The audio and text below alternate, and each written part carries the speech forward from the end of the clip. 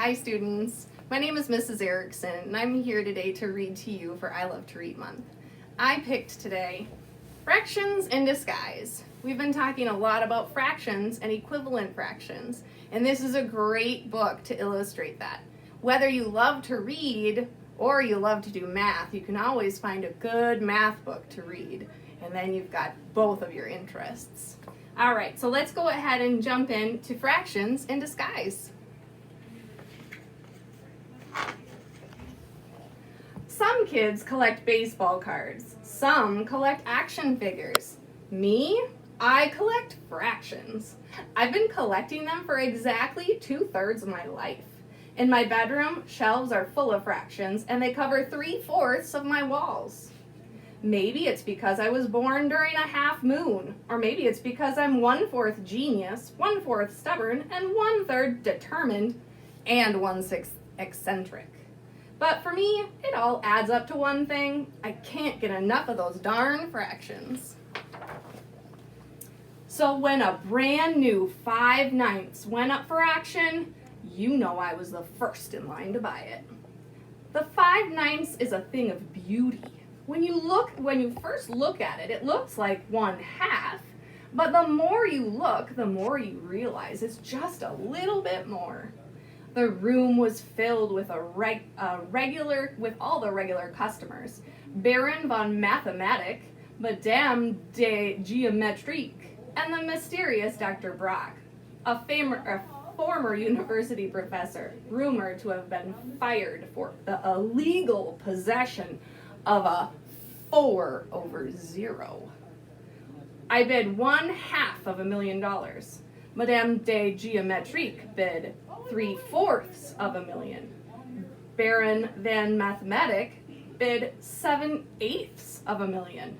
Our bids were clearly approaching $1 million. Would we ever reach it? Suddenly we found ourselves in darkness. "There's foul play afoot," cried the Baron. His fears proved true. When the lights went back on, the 5/9 was nowhere to be seen, and neither was Dr. Brock. "Alas, he's stolen it!" exclaimed Baron von Mathematic. "He never gets his fractions fair and square," agreed Madame de Geometrique. "But how do we hope that he's going to..." Oh, let's cut there, sorry. Okay. So we'll go ahead and start on this page. That page, yeah. Okay. "But how can he hope to hide it?" I asked. "He is a master of disguise, Mr. Factor," Madame de Geometrique explained. "He can take a 1/2 and turn it into a 2/4 or a 3/6. It's still the same fraction, but it looks different. So am I to understand that he could take a 3/5, I began. "Multiply the 3 by 4 and the 5 by 4, continued Madame de Geometrique, "and have something that looks like a 12/20, I concluded. "But it's still 3/5 really," Madame de Geometrique agreed. "He just doesn't want you to know it." "My poor, beautiful fraction," wailed Baron von Mathematic. "Don't despair," I said. "I have an idea." That night, I worked until dawn. By morning, I had what I needed, a reducer. What is a reducer? It's 1/2 ray gun and 1/2 calculator, made from a whole lot of paper clips, a whisk, some discarded computer parts, and sheer ingenuity. What does it do? It removes the disguise from a fraction and simplifies it by reducing it to its lowest terms. I tested it out that morning. For a long time I had owned a 10/15, but I suspected that it could be another fraction in disguise. I pointed the reducer at it and dialed it to a 2.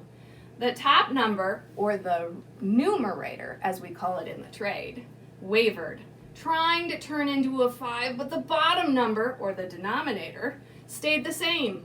So I dialed it to a 3, and the denominator tried to transform into a 5, but the numerator wouldn't budge. I dialed a 4 and nothing happened. Finally, I dialed a 5. The fraction changed completely. The 10 became a 2 and the 15 became a 3, leaving me with a sleek 2/3. The reducer was ready to go. Dr. Brock lived in a mansion that had to be 1/10 of a mile tall.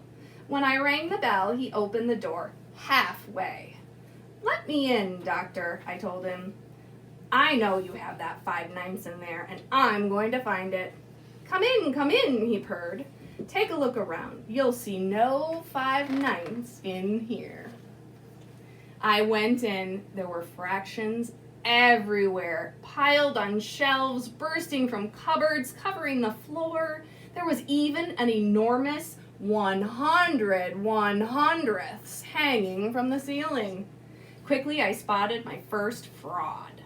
"That 3/21, I said, "is really 1/7, isn't it?" I pointed my reducer at the fraction, dialed a 3.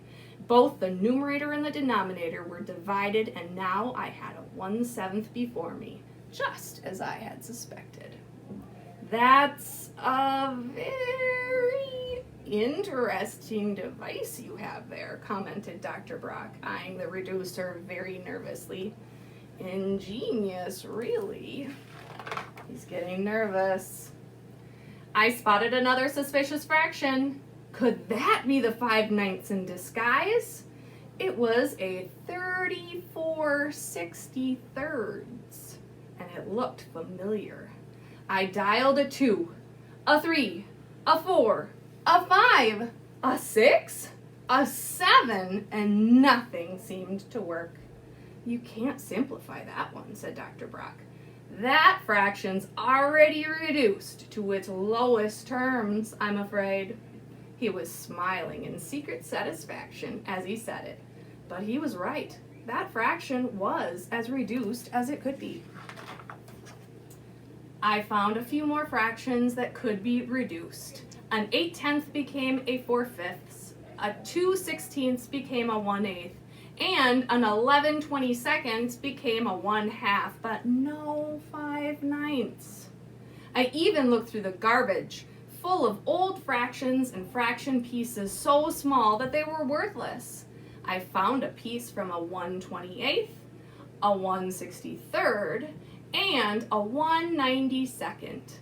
The 5/9 was nowhere to be seen. There was something I was missing. "Well, it was nice of you to visit," Dr. Brock began saying. "I would invite you to stay longer, but I was just about to polish all my Is this 1/63? "Where did it come from?" I interrupted. "It's just an old broken part of a fraction," sputtered Dr. Brock. Quickly, I raced back to the 34/63. The tiny 1/63 fit perfectly into it, making the fraction a 35/63. This was a fraction that could be reduced. "Wait! No!" cried Dr. Brock. But it was too late. I had already pointed the reducer and dialed a 7. The 35 divided and became a 5, while the 63 divided and became a 9. There it was, right in front of me, the 5/9 I had been looking for. "Very clever," Dr. Brock said with a sneer. "I didn't think you had it in you." He raced up to the stairs, unhooking a rope, and suddenly the 100/100ths above me began falling. All 100 pieces of it looking like daggers. I dialed the reducer up to 100, aimed high, and jumped for cover. A solid disc landed with a clatter and rolled away. The 100/100ths had become a single whole, no longer a fraction at all, but Dr. Brock was gone. Baron von Mathematik and Madame de Geométrique couldn't believe it when I told them the story. "You did it, Mr. Factor," the Baron cried, saluting me. The fraction is yours, said Madame de Geometrique. You earned it. I put it in the most prominent place on my top shelf, right next to the reducer. Now every morning when dawn comes, the first ray of light through my window, it lands right on the 5/9. And it doesn't look half bad. So I chose this book because we've been talking a lot about simplifying fractions, and that was a really fun way for us to go ahead and talk about equivalent fractions and how they are simplified. Make sure you continue doing your reading, and remember, there's lots of great math books to read out there too. Have a great rest of the I Love to Read month.